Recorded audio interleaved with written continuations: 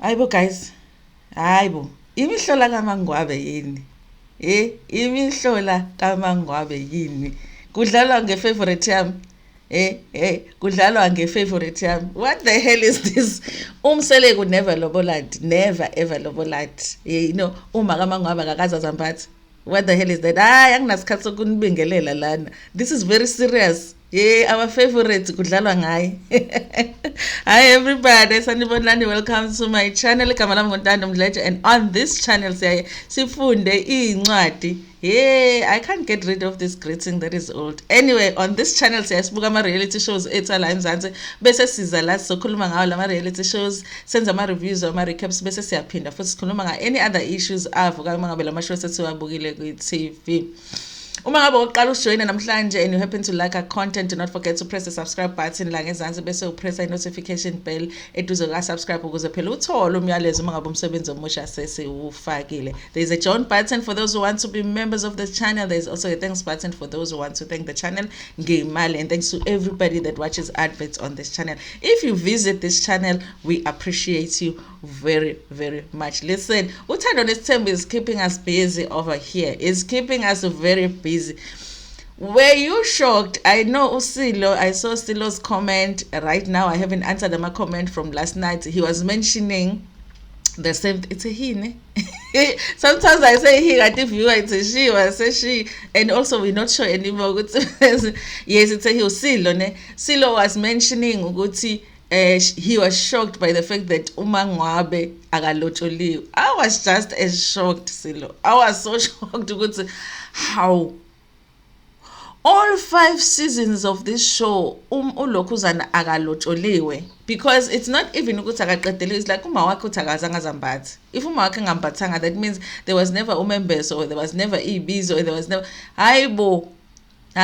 Sometimes yazi KaMaNgwabe is like we don't understand ukuthi enga yakhe iphuma kuphi, but who wouldn't be angry? You are sitting here with this man for years now with the other wives, busy marrying the other wives and remarrying them and remarrying them, while you are sitting there waiting ukuthi ulotsholo.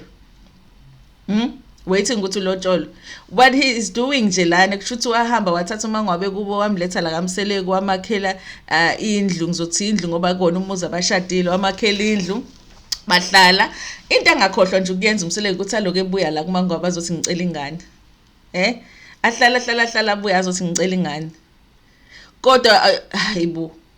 Guys, what is happening here on Uthando Nesthembu? What the hell is happening on Uthando Nesthembu season 6? What the hell is happening? Umseleku has money. He has money. Of course, we are questioning whether he is as rich as he wants us to think he is, but he definitely has money, Umseleku. So, and I don't think if family KaMaNgwabe is asking for so much money that he will require 6 years to save up. Alokhuze alobolo KaMaNgwabe.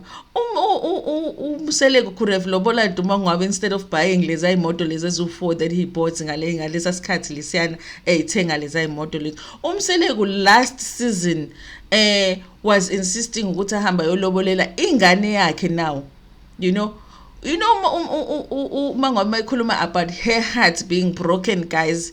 Those are the kind of things that can break a woman's heart. Why are you thinking it's appropriate now to go and lobola for your son when mina ungakangiloboli ngiwunkosikazi wakho sengihlale lana for years? A lot of us are thinking, we're thinking last season ukuthi KaMaNgwabe was working on an exit plan. There is no exit plan because KaMaNgwabe is not in. Because KaMaNgwabe is not in. You remember kukhulunywa ngeindaba zokwabiwa kwamafa and uMaNgwabe was like, I mean, as long as he takes care of his children, ngoba vele they are not married. Ngoba vele they are not married. So vele kusho ukuthi KaMaNgwabe is a baby mama nje, and then ulona is a baby dad.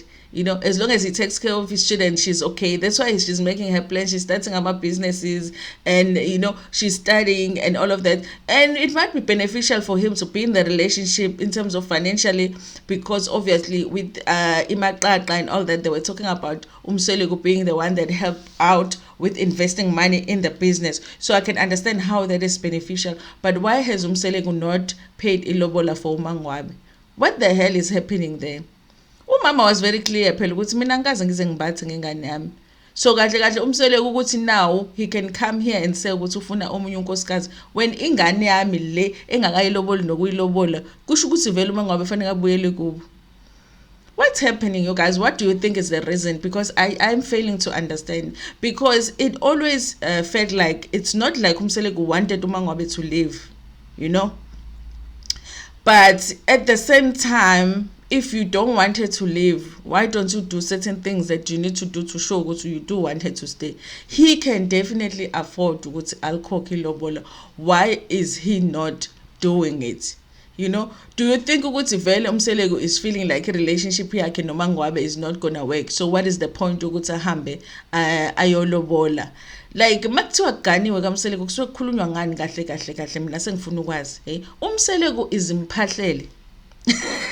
You know the mphahlele we were watching on umnakwethu. Umphahlele lokhuzana umseleko, umphahlele nje, umphahlele isihleli namakhosikazi awu 3 wonke angaloboliwe, wonke umphahlele uthi amakhosikazi they must go and work for their own lobola. This is what it is right now. Ulokhuzana umseleko. That is why, because I've always felt like on umnakwethu it would have been more interesting if they said, okay, if you want to come here and ask for a second wife, one of the requirements is that you must have lobolat the first wife, finished loboling the first wife, marry the first wife, build a house for the first wife, then come here. It would have been interesting if they did that and they checked. But they don't, because that's exactly what he did. So now you guys, but my imagination goes wild, you know. Possibilities. Because now I feel like Umseleko actually when the show began, because I do believe that he's the one that pitched the show to the network, you know, the idea of the show. Because he even wrote a book about Lokhuzana, Impilo Nesthembu or whatever. So they used that name and changed it to Uthando Nesthembu for the show. So I do believe that it was this idea to do the show. He pitched the show to the network. But I feel like at the time when the show initially was premiered, I think he I feel like that it wasn't. I think he was still working. Maybe Vele Umayeni no Makuma no Machele were already married into the family, stably married into the family. But I feel like he was still working on, ukungenisa umakuma lobe no Mangwabe laba bangasekugcineni. I really do feel like that, you guys. And I feel like because they wanted to do the show, then he rushed things. Ukuthi leza zindlu bakhele ninika angazi. I guess ukuthi bonke babe there eMzumbe so that he could present this picture ukuthi unamakhosikazi awu 4 and bonke bahlala lapha eMzumbe and all that. I feel like honestly even ukuthi abe Nesthembu, it's part of just him pursuing indaba ukuthi abe famous umseleko. I feel like that, you guys. I could be wrong, but I felt like that. It feels to me that this is something that was put together in a rush. He might have had them as, Ethandana nabo bonke, but to put them together there with now you guys are wives is because he really wanted to pursue this idea of doing the show. Now I feel like I want to even read his book and see what he says in his book in terms of ukuthathwa kwamakhosikazi akhe. What does he say was the process of taking his wife? Did he pay lobola for any of them prior to the show beginning? Because now I just want to know. Imihlola KaMaNgwabe yinle. Imihlola KaMaNgwabe yinlena ngiyazi sibaningi asishadile kodwa sengisho ukuthi but for uMaNgwabe yena waye engashadwa lapha yana ngoba imali yokushada ikhona nomkhwenyana ukhona usezalile futhi nezingane khona angazi guys. I'm like hayibo what the imihlola KaMaNgwabe yini my favorite hayi No, never. We are fighting this season. Mseleko must marry uMaNgwabe, or Mangwabe must. We are finding. Hey, but she can't. I was thinking that Ubaba KaMaKhumalo was looking really cute, but I think KaMaKhumalo are gone. But like I said, the imagination goes wild. Anyway, guys, there is a show because I know other people will be like, Ntando, you can't say that. Anyway, otherwise we are finding KaMaNgwabe a really cute single man, you know. We will even go to Atlanta and find him. Remember, they say there's a lot of handsome men in Atlanta. We are going to Atlanta finding KaMaNgwabe a man. If she engashadwa this season, sikhathele umseleko Imihlola KaMaNgwabe yini. Anyway, you guys, thank you so much for watching this video. Tell me what you think. Are you as shocked? Because I was so shocked. Tell me what you think about this in the comment section, and also like the video, share it with your friends, with your family, and even with strangers. Ntando kakhulu.